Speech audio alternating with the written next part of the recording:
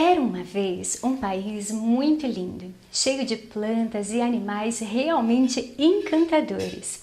Nesse país viviam os índios, mas os portugueses chegaram aqui no Brasil no dia 22 de abril do ano de 1500, em suas caravelas lideradas por Pedro Álvares Cabral. E aí, esse país passou a ser uma colônia de Portugal, onde os governantes portugueses passaram a explorar e ocupar as terras brasileiras, escravizando os índios, levando todo o nosso ouro e as nossas riquezas. E foi assim por muitos e muitos anos. O tempo passou e um dia a família real lá de Portugal, o rei Dom João VI e a rainha Carlota Joaquina e o filhinho deles, o príncipe Pedro, tiveram que se mudar para o Brasil, pois eles estavam sob a ameaça de Napoleão Bonaparte, que havia declarado guerra contra Portugal. A família real fugiu e vieram se esconder aqui no Brasil e ficaram aqui durante muitos anos. E eles gostavam de viver aqui nas nossas terras tropicais, onde sempre fez bastante calor. Mas a guerra lá em Portugal acabou e o povo português eles se sentiam abandonados pela família real e forçaram o rei voltar a Portugal.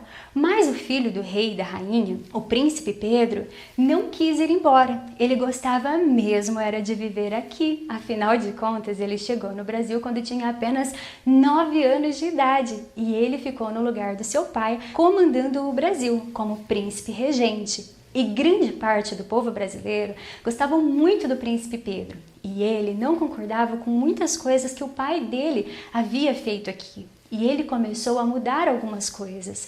O Brasil já não era mais só uma colônia, passou a ser Reino Unido, mais independente. Mas o povo português não estava feliz apenas com a volta do rei e da rainha. Eles queriam o príncipe de volta também e que o Brasil voltasse a ser colônia e começaram a exigir que o príncipe Pedro voltasse. Mas o povo do Partido Brasileiro não queriam que isso acontecesse de forma alguma e eles começaram a se manifestar e gritar: "Fica, Pedro! Fica, Pedro!" E esse dia, 9 de janeiro de 1822, ficou famoso na nossa história como o dia do fico. Pedro disse a famosa frase: "Se é para o bem de todos e felicidade geral da nação, tá bom, eu fico." Mas é claro que ninguém lá em Portugal ficou feliz com a resposta de Pedro. E tanto a família real quanto o povo português começou a pressionar ainda mais para que Pedro voltasse. Mas ele já estava bem firme em sua decisão. E um dia, Pedro precisou viajar para resolver alguns conflitos que estavam acontecendo em São Paulo. Ele se despediu da sua esposa Leopoldina e a deixou como chefe em seu lugar e partiu com seus soldados. Alguns decretos começaram a chegar de Portugal, pressionando a princesa Leopoldina. E a princesa, junto com José Bonifácio, que foi também um homem muito importante aí no processo de independência do Brasil, tomaram uma decisão. Eles não poderiam esperar Pedro voltar.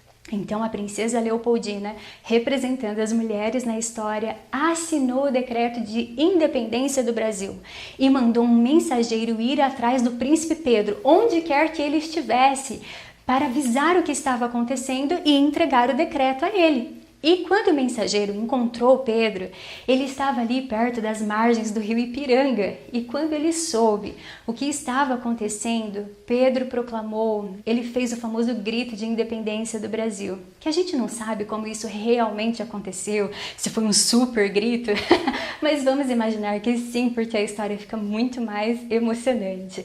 E então, no dia 7 de setembro de 1822, ele gritou: "Independência ou morte!" E isso queria dizer que ele estava declarando guerra contra Portugal.